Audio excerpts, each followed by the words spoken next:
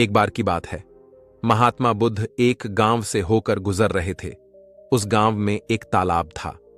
महात्मा बुद्ध और उनके सभी शिष्य तालाब के पास रुके। तभी वहां पर एक लड़का अपनी मां के साथ पानी भरने आया। उस लड़के की नजर महात्मा बुद्ध पर पड़ी। वह महात्मा बुद्ध को पहले से ही जानता था। वह जानता था कि महात्मा बुद्ध बड़े ही ज्ञानी हैं और वह सभी के प्रश्नों का उत्तर देते हैं। वह तुरंत ही महात्मा बुद्ध के पास पहुंचा। उसने महात्मा बुद्ध को प्रणाम किया और कहा, है बुद्ध, मैं अपने जीवन में कुछ बड़ा करना चाहता हूं, लेकिन जब भी मैं कुछ करना चाहता हूं तो वह मुझे संपूर्ण तरह से नहीं हो पाता।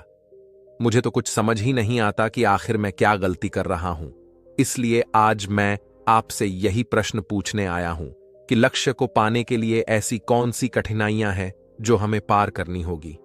महात्मा बुद्ध उस लड़के को देखकर मुस्कुराने लगे और उस लड़के से कहते हैं, जब तक तुम अपने लक्ष्य की ओर कदम नहीं बढ़ाओगे, तब तक सफलता से जुड़ा हुआ हर एक उत्तर अधूरा है। महात्मा बुद्ध इतना कहकर अपने सभी शिष्यों के साथ वहां से आगे की ओर चल पड़े और वह लड़का भी अपनी मां के साथ वापस अपने घर लौट आया। अगले दिन जब वह लड़का अपनी मां के साथ वापस उस तालाब पर पानी भरने आया तो उसने देखा कि तालाब में जो कमल की कलियां थीं वह पूरी तरह से खिल चुकी है और पूरे के पूरे तालाब में केवल कमल के फूल ही नजर आ रहे हैं। उस लड़के की मां को अपनी आंखों पर यकीन नहीं हो रहा था। इस पर उसकी मां कहती है, बेमौसम इतने सारे फूल एक साथ खेलना, ऐसी घटना तो मैं आज तक नहीं सुनी। ऐसा अवश्य ही महात्मा बुद्ध के आने के कारण हुआ है, अर्थात यह उनका ही प्रभाव है। यह सुन वह लड़का सोच में पड़ गया। उसने तुरंत ही तालाब में से एक कमल का फूल तोड़ा और मन ही मन यह सोचने लगा, यदि यह महात्मा बुद्ध के प्रभाव के कारण हुआ है तो मुझे अवश्य ही महात्मा बुद्ध से मिलना चाहिए। शायद हो सकता है कि वह मुझे कुछ प्रेरणा देना चाहते हैं।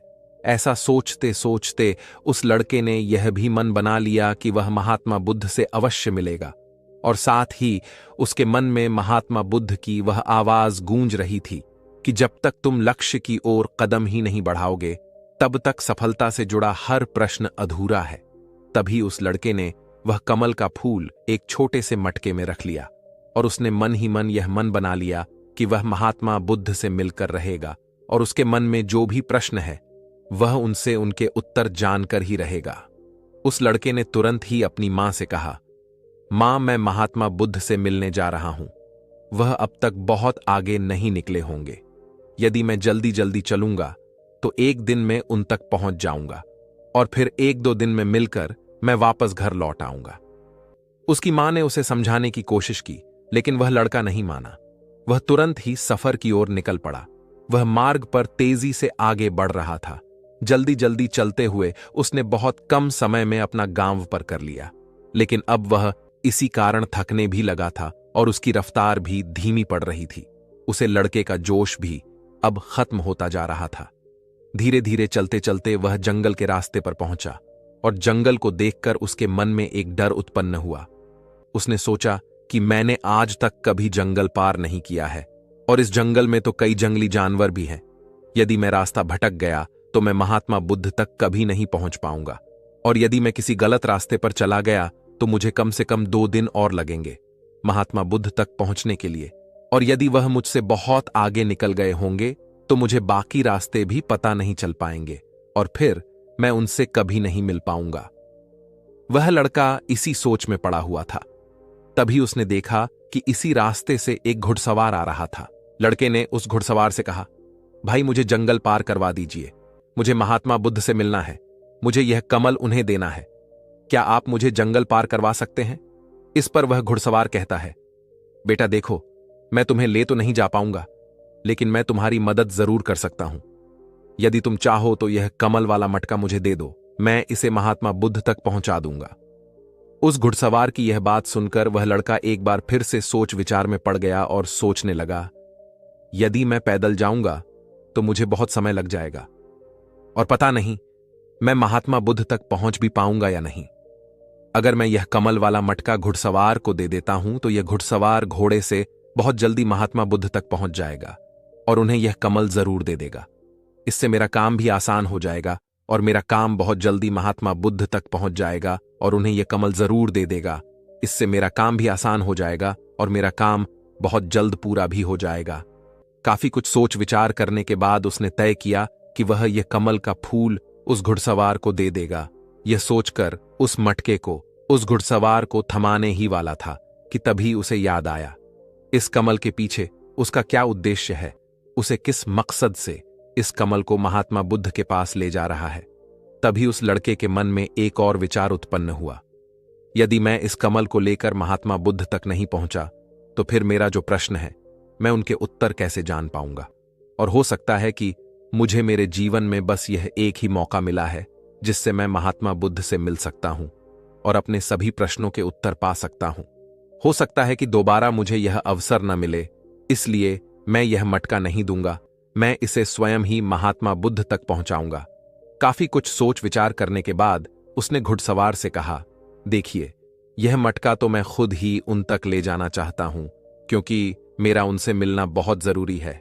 मेरे मन में कई प्रश्न हैं जो मैं उनसे जानना चाहता हूं, इसलिए यह फूल मैं ही उन्हें दूंगा।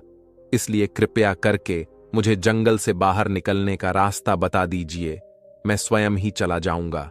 इस पर उस घुड़सवार ने उस लड़के को जंगल से बाहर जाने का रास्ता बता दिया और वह उस मार्ग पर आगे की ओर बढ़ता चला। वह जल्दी जल्दी मार्ग में आगे बढ़ रहा था और देखते ही देखते शाम का वक्त भी होने को आया था। तभी उस लड़के के मन में एक और विचार आया और वह यह सोचने लगा, यदि शाम के वक्त मैं इस जंगल में भटक गया तो मेरा क्या होगा, मैं महात्मा बुद्ध तक कैसे पहुंच पाऊंगा, और अगर मैं उनसे नहीं मिल पाया तो मेरी यात्रा तो बेकार हो जाएगी।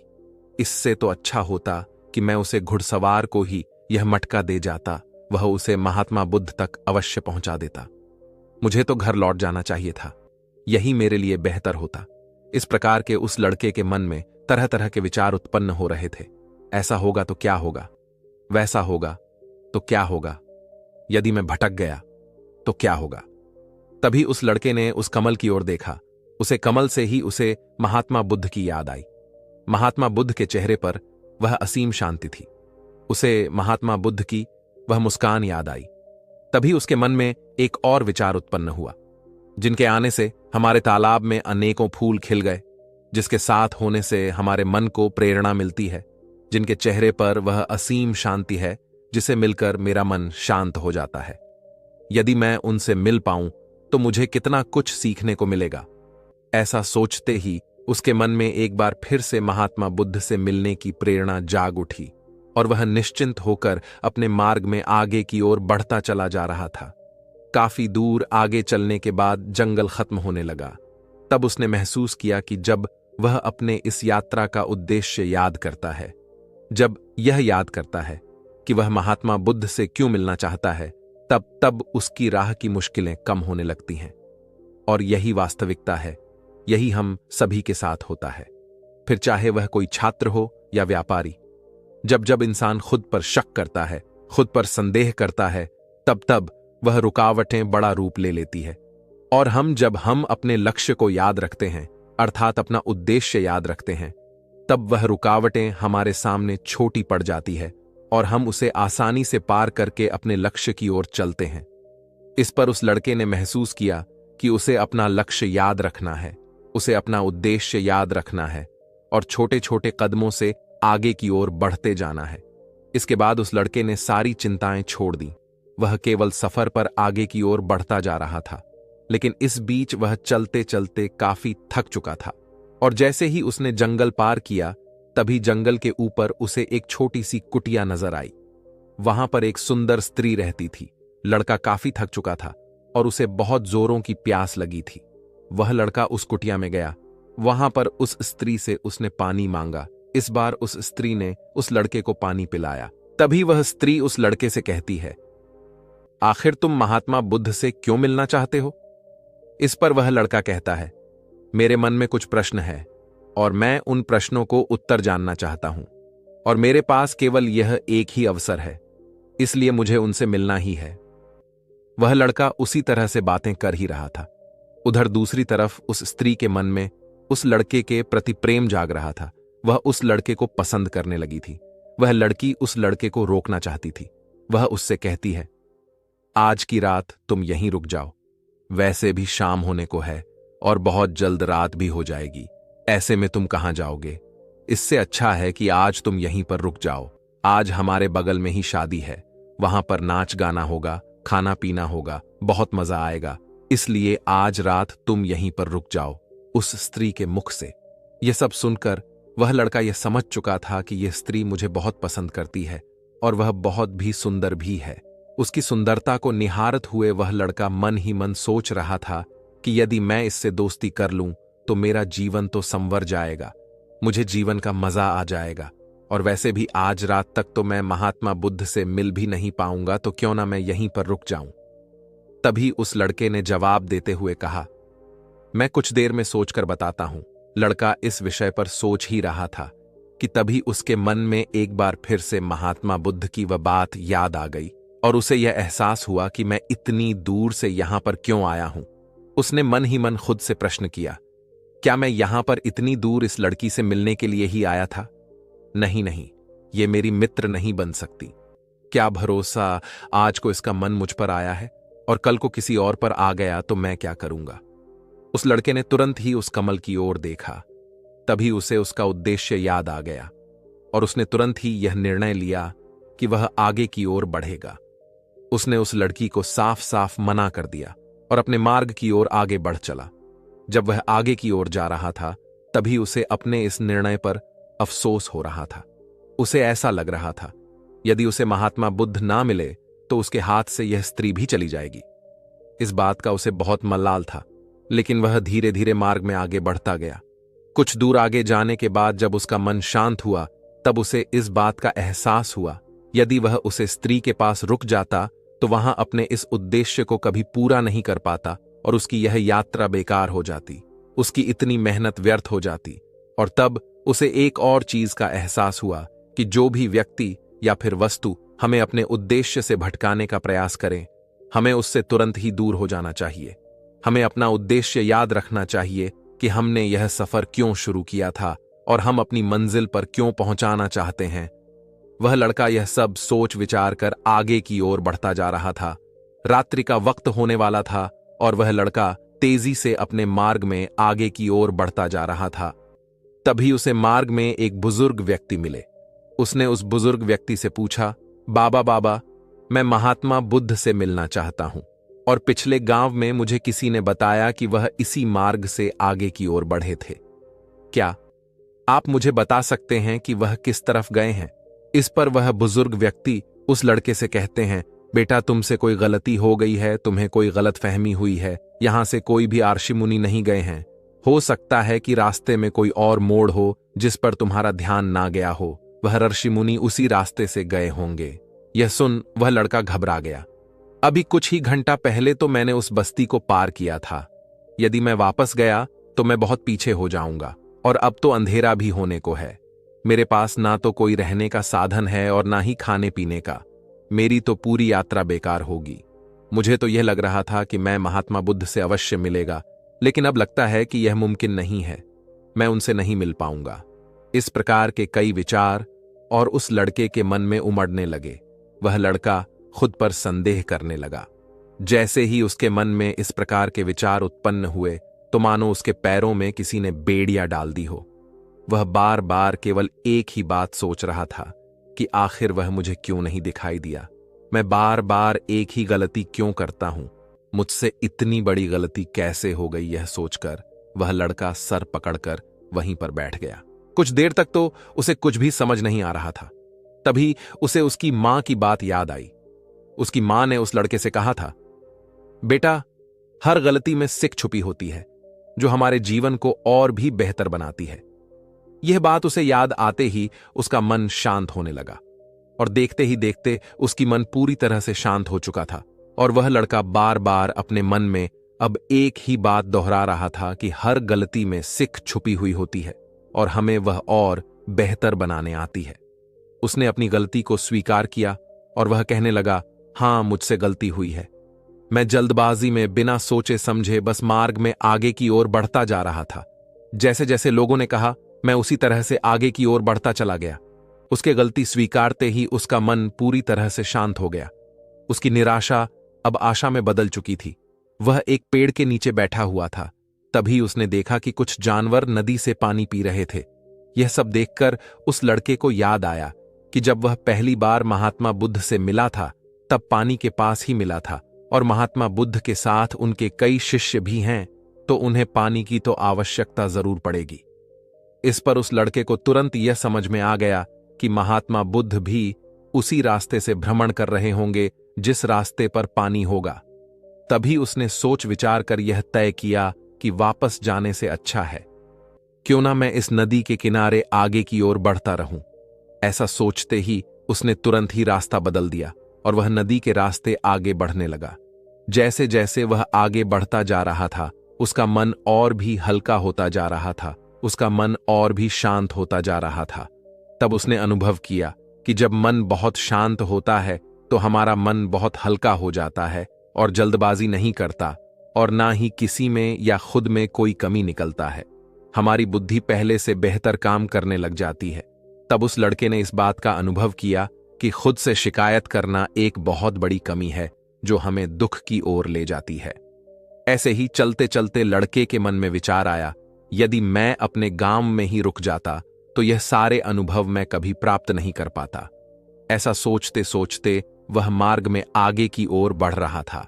तभी उसे महात्मा बुद्ध के कुछ शिष्य नजर आए और उन्हें देखकर वह लड़का बहुत खुश हुआ और वह अपने मार्ग में तेजी से और भी आगे बढ़ने लगा, और आखिरकार लगातार 2 दिनों का सफर तय करने के बाद वह महात्मा बुद्ध के पास पहुंचा।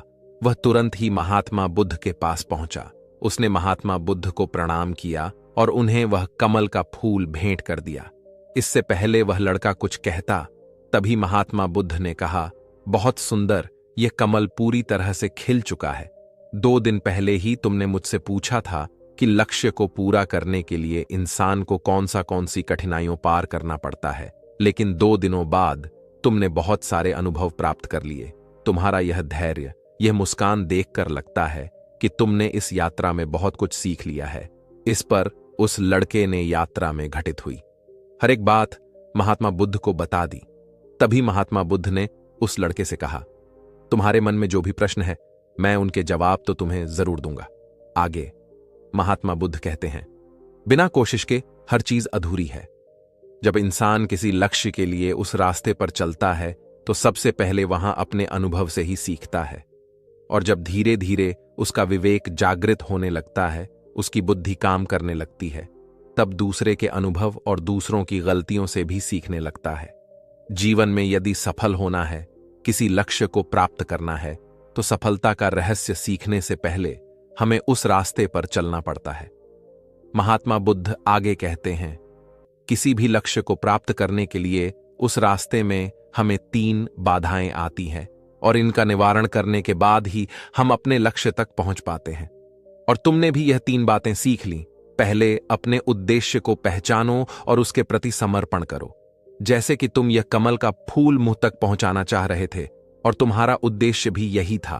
तुमने ये जान लिया था कि यह फूल मुझ तक पहुंचने के लिए तुम्हारा क्या उद्देश्य है, जिस कारण तुम्हारे मन के सारे संदेह खत्म हो गए।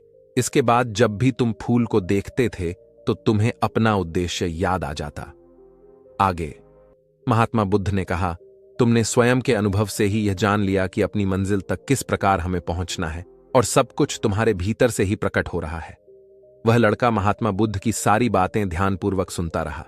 तब महात्मा बुद्ध कहते हैं, तुम्हारे मन में कई प्रकार के डर और संशय थे। पता नहीं तुम मुझ तक पहुंच पाओगे या नहीं, पता नहीं तुम जंगल पार कर पाओगे या नहीं, क्योंकि तुमने आज से पहले कभी जंगल पार नहीं किया था, और रास्ते में तुम्हें तरह तरह की रुकावटें भी झेलनी पड़ी।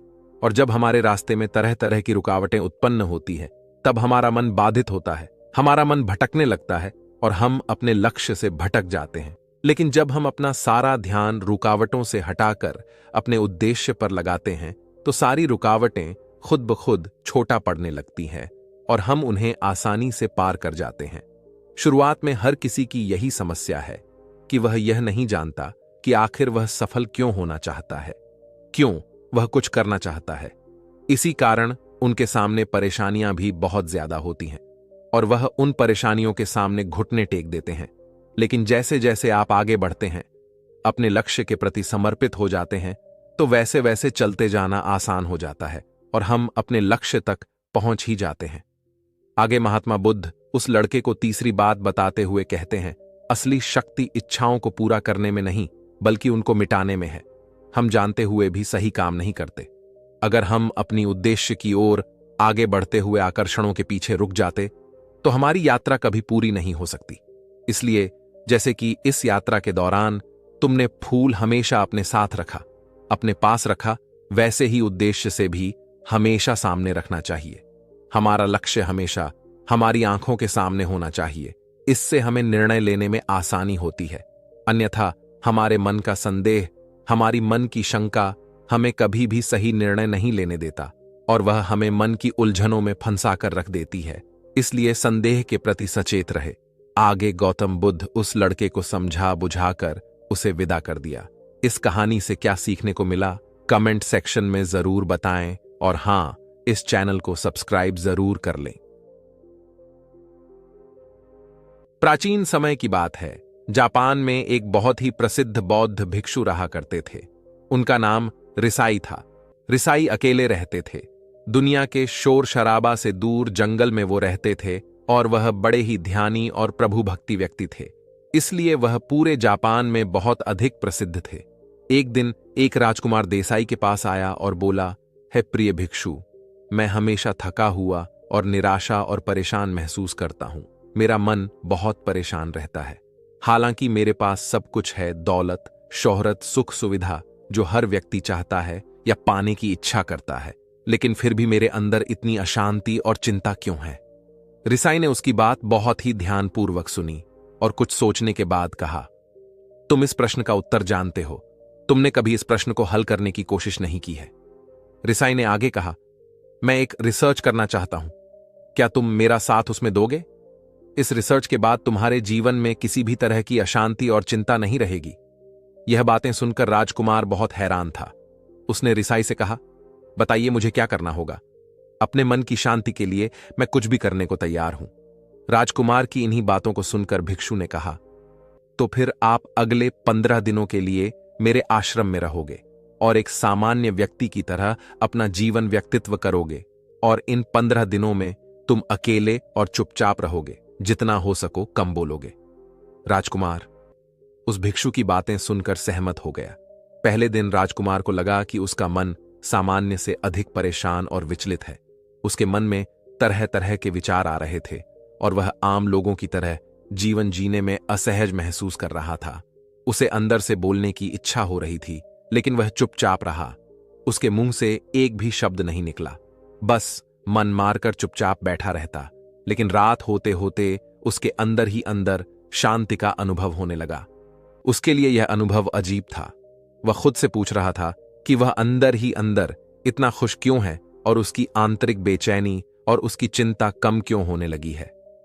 अगले दिन राजकुमार अकेला चुपचाप बैठा रहा और वह प्रकृति को निहार रहा था। वह पौधों को, फूलों को, आकाश में उड़ रहे पक्षियों को। वह अपने जीवन में पहली बार यह अद्भुत दृश्य महसूस कर रहा था कि उसके पास कितनी सुंदरता है। वह दिन भर प्रकृति की सुंदरता को निहारता रहता और उसकी ताजगी को महसूस करता रहता। इसी तरह से 10 दिन हुए और उसके मन की सारी बेचैनी, सारी हलचल, सारी उथल पुथल और सारा तनाव गायब हो गया। 11वें दिन की सुबह राजकुमार फिर एकांत में बैठ गया और कुछ मिनट में उसकी आंखें अपने आप बंद हो गईं और वह गहरे ध्यान में चला गया। वह पूरे दिन वहीं पर आंखें बंद करके बैठा रहा और गहरे ध्यान में डूबा रहा। ना कोई शब्द, ना कोई चिंता। राजकुमार भीतर से असीम शांति और आनंद से भर गया। राजकुमार अपने बाकी के 4 दिन इसी तरह से ध्यान में बिताने के 15 दिन बाद रिसाई के सामने प्रस्तुत हुआ और उनको प्रणाम करके बोला, प्रिय भिक्षु, मुझे उत्तर मिल गया कि मेरे मन में इतनी उथल पुथल और चिंता क्यों थी। मैं जान गया कि मेरा मन इतना अशांत और विचलित क्यों था। रिसाई मुस्कुराते हुए पूछा, बताओ क्या उत्तर मिला तुम्हें? राजकुमार ने कहा, मैं आवश्यकता से अधिक बातें करता था। मैं किसी पर भी अपने शब्द और ऊर्जा व्यर्थ करता था। मैं दिन भर अपने लोगों से फालतू की बातें करता रहता और फिर उन्हीं के बारे में अकेला सोचता रहता और ज्यादा समय नकारात्मक ही सोचता रहता। इस तरह मैं बस अपना समय बर्बाद कर रहा था। ज्यादा बोलने और नकारात्मक सोने की वजह से मेरा मन अशांत और बेचैन हो रहा था और इसी वजह से मैं किसी भी काम को ठीक से नहीं कर पा रहा था, जिसकी वजह से मैं हर काम में असफल होने लगा। और फिर इन्हीं लगातार मिलने वाली असफलताओं की वजह से ही मैं और भी उदास और चिड़चिड़ा हो गया था। इन्हीं सभी चीजों की वजह से मेरा जीवन नष्ट हो रहा था। लेकिन यहां पर बीते हुए 15 दिन मेरे लिए पूरी तरह से अलग थे। मुझे कुछ अलग ही एहसास यहां पर हो रहा था। मुझे ऐसा लग रहा था कि मैं अपना पूरी तरह से जिंदगी जी रहा हूं, लेकिन इससे पहले मैं अपना जीवन गलत तरीके से जी रहा था। और मैंने यह भी सीखा कि हमें सिर्फ ध्यान करने की जरूरत नहीं है, ध्यान अपने आप होता है। जब हम शांत और मौन होते हैं, ध्यान के पिछले कुछ दिनों के दौरान मैंने जो पहली चीज सीखी वह यह है कि मनुष्य के जीवन की सबसे महत्वपूर्ण चीज स्वयं को जानना ही है। यह सुनकर रिसाई ने कहा, सिर्फ तुम ही नहीं, दुनिया में ज्यादातर लोग जरूरत से ज्यादा बोलते हैं। आज भी लोग ज्यादातर समय केवल एक दूसरे को नीचा दिखाने के लिए ही बोलते हैं। कुछ लोग ना चाहते हुए भी बातें करते हैं और अपना जीवन बर्बाद कर लेते हैं। रिसाई ने राजकुमार को चुप रहने का महत्व समझाते हुए कहा। एक बार गौतम बुद्ध से उनके शिष्यों ने पूछा, प्रिय बुद्ध, आप ज्यादा समय चुप क्यों रहते हैं? बुद्ध ने कहा, क्योंकि चुप रहने से व्यक्ति अंदर से आनंद शांति की गहराइयों में होता है। मौन अपने भीतर की ओर उतरने की पहली सीढ़ी है।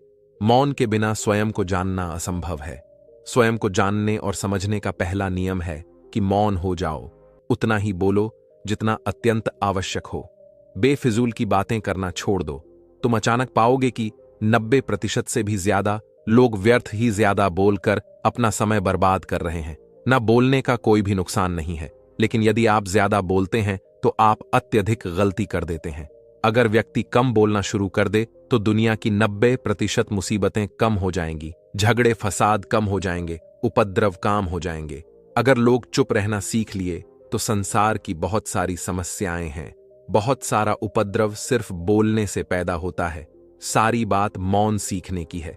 जब तुम नहीं बोलते तब तुम एकांत में अकेले हो गए, भीड़ में भरे बाजार में खड़े होकर भी नहीं बोलते। हिमालय की शिखर में पहुंच गए। जिसे मौन की कला जान ली, वह भीड़ में भी अकेले होने की कला जान लेता है। एकांत में तो आदमी स्वर्ग में है, दूसरे की उपस्थिति ही बेचैनी पैदा करती है।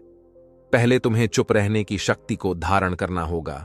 इससे तुम अधिकतर ऊर्जा को बचा लोगे और फिर उस स्थिति में पहुंच जाओगे कि तुम कभी भी ज्यादा नहीं बोल पाओगे। अगर तुम किसी की यहां पर जा रहे हो और परेशान हो जाओ तो ऐसे में उचित है कि आंखें बंद कर लो और अपने में खो जाओ। वहां से आपको ताजगी महसूस होगी, क्योंकि तुम्हारे अंदर ही जीवन का वह स्रोत छिपा हुआ है, वह किसी दूसरे में नहीं है। इसके बाद राजकुमार उन रिसाई से पूछते हैं, आखिर कौन हमें अपने अंदर तक ले जाएगा? यह बातें सुनकर रिसाई कहते हैं, तुम्हें स्वयं ही अपने अंदर उतरना होगा और वहीं से परम राज्य जीवन का आनंद ले पाओगे। आनंद का यही से जन्म हुआ है, यहीं से तो मौत में डूब जाओगे। यही तुम्हारा सूरज उदय होगा और यही से अस्त होगा। इसी प्रकार तुम बार बार चुटकी लगाओ।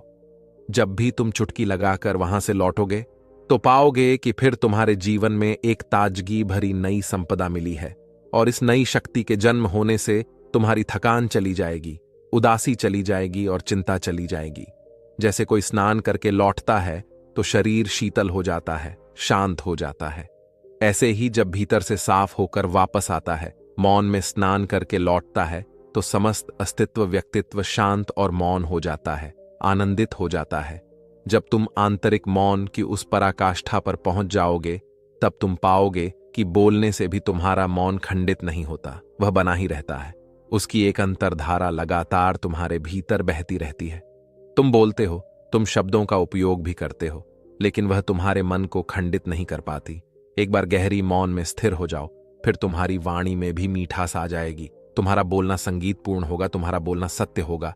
तुम बोलोगे तो दूसरों पर भी शीतलता छा जाएगी। जैसे ही तुम अंदर से चुप होते हो, तुम इतने शक्तिशाली होने लगते हो कि समाज के निर्भरता तुम छोड़ने लगते हो और तुम्हारे जीवन में एक मस्ती आती है जो कि केवल दीवानों के जीवन में होती है। तुम्हारे चेहरे पर एक नई रौनक आ जाती है, तुम्हारी आंखें किसी अमृत के समान हो जाती हैं और तुम अनंत शांति के समुद्र में डूबने लगते हो। इतना कहकर भिक्षु रिसाई ने अपनी बात खत्म की और वह मौन में चले गए। राजकुमार उनका धन्यवाद करके अपने महल में चला गया। दोस्तों, आपने भी अनुभव किया होगा कि बहुत ज्यादा बात करने से दिमाग अशांत हो जाता है, जिससे हम अपने दिमाग पर नियंत्रण खो देते हैं और साथ ही अपना ध्यान भी खो देते हैं। जो लोग बहुत ज्यादा बोलते हैं, उनके पास किसी एक काम पर ध्यान केंद्रित करने की काबिलियत नहीं होती। वह अपने किसी भी लक्ष्य पर पूरी तरह से ध्यान केंद्रित नहीं कर पाते। अगर हमारा दिमाग एक जगह केंद्रित नहीं है, तो हम जीवन की सच्चाई नहीं समझ पाते और ना ही मनचाही सफलता का भी हासिल कर पाएंगे। इसके अलावा भी आपने देखा होगा कि जो लोग अधिक बोलते हैं, वह अक्सर लोगों के बीच हंसी का पात्र बन जाते हैं, और जो लोग कम बोलते हैं और अपनी बात पर कायम रहते हैं, उन्हें लोगों से सम्मान मिलता है।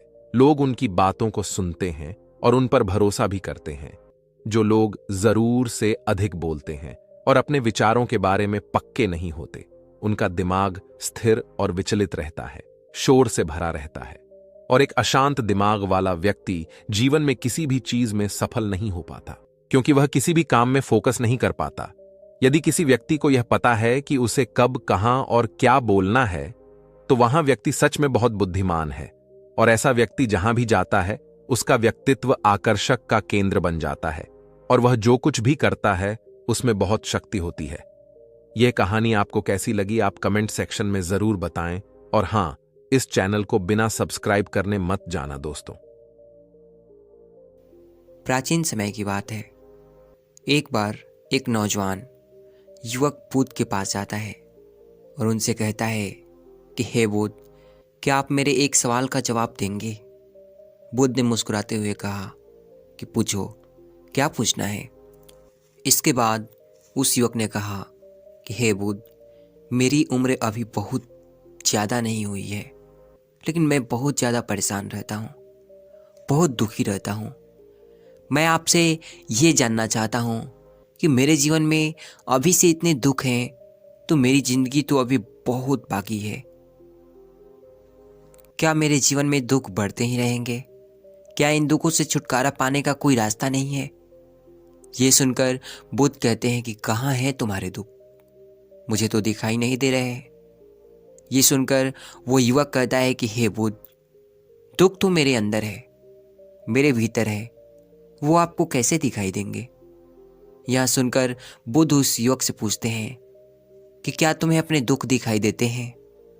वो युवक बुद्ध से कहता है कि हाँ बुद्ध, मैं अपने दुखों को भली भांति देख पा रहा हूं। तब बुद्ध ने पूछा कि इन दुखों का मोल क्या है? बुद्ध में और उस युवक में चर्चा चल ही रही होती है कि तभी एक भिक्षु दौड़कर वहां पर आता है और तथागत बुद्ध के कानों में कुछ कहता है। फिर बुद्ध उस युवक से कहते हैं कि चलो, आज मैं तुम्हें जीवन का सत्य दिखा रहा हूं, लेकिन तुम्हें मेरे साथ चलना होगा और वहां पर जाकर तुम्हें कुछ भी नहीं बोलना है। चुपचाप सारी बातें सुनते रहना है। इसके बाद तुम्हें अपने सभी प्रश्नों के उत्तर खुद ही मिल जाएंगे। ये कहकर बुद्ध वहां से चल देते हैं और साथ में वो युवक भी उनके पीछे पीछे चला देता है। कुछ दूर चलने के बाद गौतम बुद्ध एक घर में प्रवेश करते हैं। घर में प्रवेश करने के बाद वो युवक और तथागत बुद्ध देखते हैं कि वहाँ पर बहुत सारे लोग इकट्ठे हो रखे हैं और बीच में चारपाई पर एक वृद्ध आदमी लेटा हुआ है। बुद्ध को देखते ही सभी ने उनके लिए राह बनाई और बुद्ध उस आदमी के पास उसके चारपाई पर जाकर बैठ जाते हैं। वो युवक भी पास में ही बैठ जाता है। इसके बाद वो वृद्ध आदमी जो चारपाई पर लेटा हुआ था कहना शुरू करता है कि हे बुद्ध, मैं नहीं जानता कि मेरे जीवन में कितने सांसें अब बची है। पता नहीं किस वक्त भगवान के घर से बुलावा आ जाए। हे बुद्ध, मैं मरने से पहले अपने लिए सवाल के जवाब चाहता हूँ। मुझे पता है उन सवालों के जवाब सिर्फ आप ही दे सकते हैं, इसलिए मैंने आपको यहाँ पर बुलाया है। इसके बाद उस वृद्ध आदमी ने कहना शुरू किया कि हे बुद्ध, अपने आखिरी वक्त में मुझे अपने बचपन के दिन बहुत याद आ रहे हैं। मैं सोच रहा हूँ कि वो भी दिन क्या दिन थे, ना कुछ पाने की, ना कुछ खोने का गम। बचपन के उन दिनों को याद करके मेरी आंखों में आंसू आ जाते हैं। मुझे लगता है कि कितनी आज़ादी थी उस समय। मेरा मन कितना खुला हुआ था। मन में कुछ भी पाने की इच्छा नहीं थी। जिस भी खेल में लग जाते थे उसी खेल में पूरे दिन लगे रहते थे। लेकिन कुछ समय बाद मैं जैसे जैसे बड़ा होने लगा वैसे वैसे लोग मुझे जिंदगी की दौड़ में आगे निकलने के लिए कहने लगे। मेरे पिता अक्सर मुझसे कहा करते थे कि पढ़ाई में तुम अपने भाई जैसा क्यों नहीं हो, तुम दूसरे लोगों से पीछे क्यों रहते हो। ये सब सुन सुनकर मेरा मन बहुत बेचैन रहने लगा। लोग मुझे बहुत ताने देते थे क्योंकि ना तो मैं खेल में अच्छा था ना ही मैं पढ़ाई में अच्छा था। सब लोग मुझे किसी और तरह की बनने के लिए कहते थे और उनके तानों से तंग आकर मैं अपने जीवन में कुछ हासिल करने का निश्चय किया। मैं अपने आप से वादा किया कि मैं भी अपने भाई की तरह कामयाब इंसान बनूंगा और इसके लिए मैं दिन रात मेहनत करने में लग गया। शुरुआत में बहुत मुश्किलें आई, बहुत निराशा हाथ लगी, लेकिन मैंने हार नहीं मानी और मैंने अपना खुद का व्यापार खड़ा कर लिया। इसके बाद मुझे कुछ पाने का एहसास हुआ और मुझे बहुत खुशी हुई। जो लोग मुझे ताने देते थे वही लोग अब मेरे आगे पीछे घूमने लगे। कुछ वक्त बाद एक रईस बेटी के साथ मेरी शादी हो गई और उसके बाद जैसे मुझे लग रहा था कि मेरा जीवन स्वर्ग बन गया है। कुछ साल बाद मुझे 2 बेटे प्राप्त हुए। मेरे दोनों बेटे स्वस्थ और हिस्ट पिस्ट थे। मेरा मन मेरे बच्चों के लिए कुछ करने को उत्सुक हो गया। मैं और भी ज्यादा धन कमाने में लग गया और जल्द ही अपने नगर का सबसे बड़ा व्यापारी बन गया। सब कुछ अच्छा चल रहा था, लेकिन अनहोनी को भला कौन टाल सकता है। एक दिन अचानक मेरी पत्नी मुझे छोड़कर चली गई। इससे मुझे बहुत गहरा आघात लगा। मैं कई दिनों तक अपने घरों से बाहर नहीं निकला। मेरे बेटे मुझे हिम्मत देते कि पिताजी, माता तू जी तो नहीं रही, जो हो चुका वो वापस नहीं आ सकता, लेकिन हम दोनों आपका हमेशा साथ देंगे, आपकी हमेशा सेवा करेंगे। आपको किसी बात की चिंता करने की कोई आवश्यकता नहीं है पिताजी। और धीरे धीरे मैंने भी अपने मन को समझा लिया कि अब तो मुझे अपने प्रिय पत्नी के बिना ही जीना पड़ेगा। इसलिए मैंने अपना मन अपने बेटों के साथ जोड़ लिया। उनकी खुशी में ही मेरी खुशी होती थी, उनके दुख में ही मेरा दुख होता था। इसके बाद उस वृद्ध आदमी ने कहा कि हे बोध, इस जीवन चक्र में अक्सर मुझे महसूस होता था कि आखिर जीवन क्या है, जीवन को उसकी गहराइयों में कैसे जाना जाए, ये कैसे जाना जाए कि मैं कौन हूं और इस दुनिया में क्या करने के लिए आया हूं। ऐसे तमाम सवाल, दुनिया में क्या करने के लिए मैं आया हूं, ऐसे तमाम सवाल मेरे मन में उठते रहते थे। और मुझे आपके बारे में भी पता चला कि बुद्ध ऐसी ध्यान का तरीका बताते हैं जिससे जीवन का मतलब समझ आ जा सकता है। लेकिन पहले मैं सोचता रहता था कि मैं अपने जीवन से दुखों और परेशानियों को दूर कर देता हूँ, उसके बाद ध्यान में अपना पूरा मन लगाऊंगा। और यही सोच सोच कर मैं कभी ध्यान नहीं कर पाता था।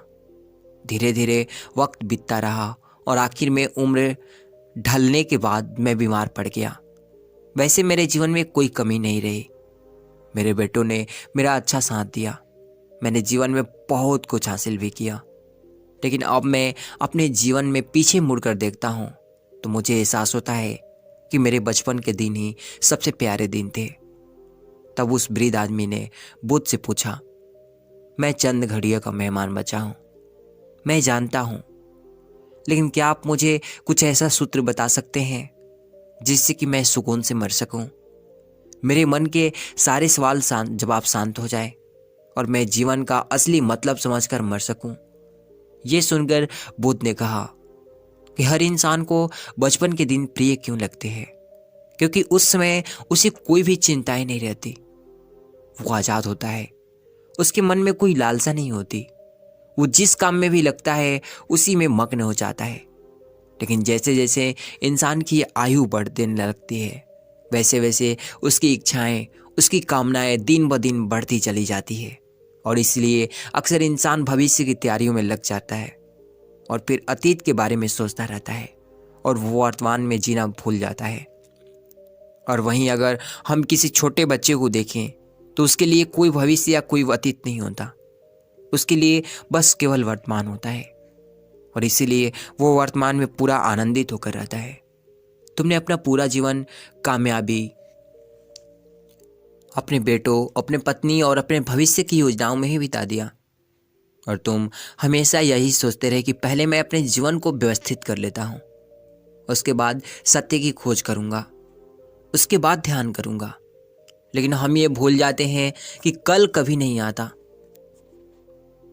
भविष्य की योजनाएं कभी पूरी नहीं होती। जब एक योजना पूरी होती है तो हमारा मन दूसरी योजना बना लेता है, और इस प्रकार जीवन चक्र चलता रहता है। और जब आखिरी समय में मृत्यु तुम्हारी सैया पर लेटी होती है तो तुम्हें एहसास हो रहा है कि मैंने जीवन में कुछ भी हासिल नहीं किया।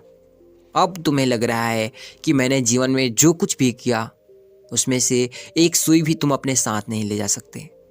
अगर यही बात तुम उस वक्त समझ लेते तो मृत्यु कभी निश्चित होकर नहीं आती, वो तो कभी भी आ सकती है। अगर ये बात उस वक्त तुम्हारा मन समझ लेता तो तुम इसी वक्त ध्यान और सत्य की खोज में लग जाते। तुम कुछ ऐसी चीज खोज करने की कोशिश करते जो तुम्हारे साथ जा सके, जो तुम्हें परिपूर्णता से मरने का मार्ग दिखा सके। उस वृद्ध आदमी ने हाथ जोड़कर बुद्ध से कहा कि हे बुद्ध, ये तो मैं नहीं जानता, या ये तो मैं जानता हूं कि मुझसे गलतियां हुई है। मैंने अपने जीवन को सार्थक रूप से जिया ही नहीं, और इस बात का मुझे बहुत गहरे में एहसास हो चुका है। लेकिन मैं आपसे फिर से वही सूत्र जानना चाहता हूं, जो कि क्या है कि मैं अभी परिपूर्णता के साथ नहीं हूं। क्या मुझे कोई सत्य की झलक नहीं मिल सकती? यह सुनकर बुद्ध ने उस आदमी का हाथ सहलाते हुए कहा कि अब तो जीवन में एक ही सूत्र समझने लायक है, और वो सूत्र है कि तुमने जीवन में जो भी पाया या खोया, जो कुछ भी खोया, वो सब यहीं पर छोड़कर चले जाओ। उसे अपने मन के साथ जोड़कर मत ले जाओ। अपने मन में ये भाव करके जाओ कि तुमने अपने जीवन में बहुत कुछ सीखा। वास्तविकता में तुमने अपने जीवन में बहुत प्रगति की है, क्योंकि तुमने ये जान लिया है कि जीवन में कुछ सार्थक नहीं है, और ये जानना भी बहुत बड़ी उपलब्धि होती है। लोग जीवन भर जीते जीते मर जाते हैं, लेकिन उन्हें जीवन की निरर्थकता के बारे में कोई पता नहीं चल पाता। इसलिए अभी अपने मन के सारे सवालों को मिटा दो और ये भाव पैदा करो कि जीवन में जो कुछ भी जानने जैसा था वो मैंने जान लिया है, और अब जीवन में कुछ भी जानने जैसा नहीं बचा है। जब तुम इस भाव, इस बोध से भर जाओगे तो तुम बिल्कुल खाली होकर मृत्यु को प्राप्त हो जाओगे। और वास्तविकता में यही मरने की कला होती है। हमने जीवन में जो कुछ भी पाया, जो कुछ भी खोया, वो इसी दुनिया का था, और वो यहीं पर रह जाएगा। हमारे साथ कुछ भी नहीं जाएगा। हम खाली जाएंगे, हम बिल्कुल खाली जाएंगे। और जो लोग अपने मन से बिल्कुल खाली होकर जाते हैं, वास्तव में उनके अंदर ज्ञान का दीप जल जाता है, और वो आगे चलकर दूसरे जन्मों में निर्वाण की स्थिति प्राप्त कर लेते हैं। लेकिन उससे पहले तुम्हें इस जीवन की निरर्थकता को समझना पड़ेगा। यहाँ पर कुछ भी पाना या कुछ भी खोना कुछ मायने नहीं रखता। उसके बाद बहुत देर तक उस वृद्ध ने कोई सवाल नहीं पूछा, और वो मुस्कुराते हुए मृत्यु को प्राप्त हो गया। इसके बाद बुद्ध ने उस नौजवान युवक से पूछा कि क्या तुम्हें अपने सवालों के जवाब मिले, और मिले तो तुम्हें क्या जवाब मिले, सभी को बताओ। उस युवक ने कहा कि बुद्ध, मुझे अपने सवालों के जवाब मिल गए हैं। इस वृद्ध आदमी के जीवन चक्र से मैं समझ गया हूं कि जीवन में कुछ भी पाने जैसा नहीं होता। सुख हो या दुख हो, सब कुछ यहीं पीछे रह जाता है, और हम अगर इसी चक्र में फंसे रह जाएंगे तो जीवन के साथ सत्य को कभी नहीं जान पाएंगे। इसीलिए जीवन में सुख दुख तो चलते ही रहेंगे। इसके साथ साथ चलते हुए भी हमें सत्य की खोज करनी पड़ेगी। लेकिन बुद्ध, मेरे जीवन में अब भी एक सवाल बाकी है, जिसका जवाब जानना सबके लिए बहुत ज़्यादा ज़रूरी है। मेरा सवाल है कि मैं ध्यान की यात्रा करने के लिए बहुत प्रेरित हुआ हूँ, लेकिन मुझे कोई मार्ग नहीं पता। ध्यान कैसे किया जाता है?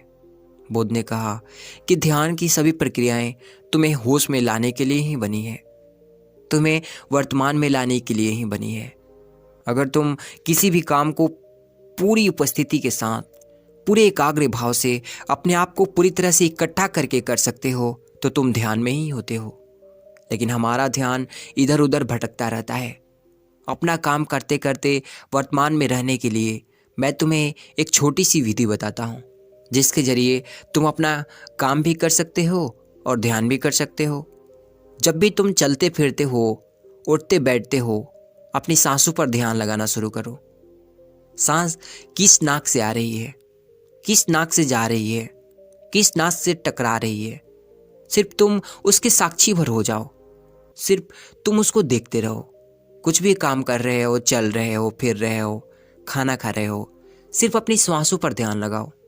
और ये वक्त करते वक्त तुम्हें महसूस होगा कि तुम्हारा दिमाग, तुम्हारा विचार तुम्हारे इधर उधर ले जाते हैं। लेकिन थोड़ी देर बाद तुम्हें होश आएगा कि तुम्हें अपने सांसों पर ध्यान लगाना है और तुम्हारा ध्यान फिर से सांसों पर टिक जाएगा। और धीरे धीरे जब तुम अपने विचारों को देखने लगोगे तो तुम पाओगे कि तुम्हारे विचार विलीन हो रहे हैं। तुम्हारे अंदर बस एक खाली मैदान बचा हुआ है। सारे सवाल जवाब विलीन हो चुके हैं। इसके बाद बुद्ध ने कहा कि सांसें जो होती हैं वो वर्तमान में होती हैं, ना ही वो भविष्य में चलती हैं, ना ही अतीत में चलती है। वो वर्तमान में होती है, वही वर्तमान स्थिति होती है। और जब तुम अपने सांसों से जुड़ जाते हो तो वर्तमान में ध्यान लगाना सीख जाते हो, क्योंकि सांसें जिनसे तुम ध्यान लगा रहे हो वो वर्तमान में चल रही होती है। इसके बाद धीरे धीरे कदम दर कदम तुम्हें ध्यान का खुद ही एहसास होने लगेगा। फिर तुम जो भी काम करोगे उसमें तुम्हारा चित्त लगा रहेगा। तो शुरुआत वहीं से करो जहाँ पर तुम हो। यहीं से, अभी से तुम अपने सांसों को पकड़ना शुरू कर दो। तो दोस्तों, इस कहानी से आपको क्या सीखने को मिला कमेंट में ज़रूर बताना। और इसी तरह अगली कहानी आप सुनते रहिए और अपना ज्ञान बढ़ाते रहिए। धन्यवाद।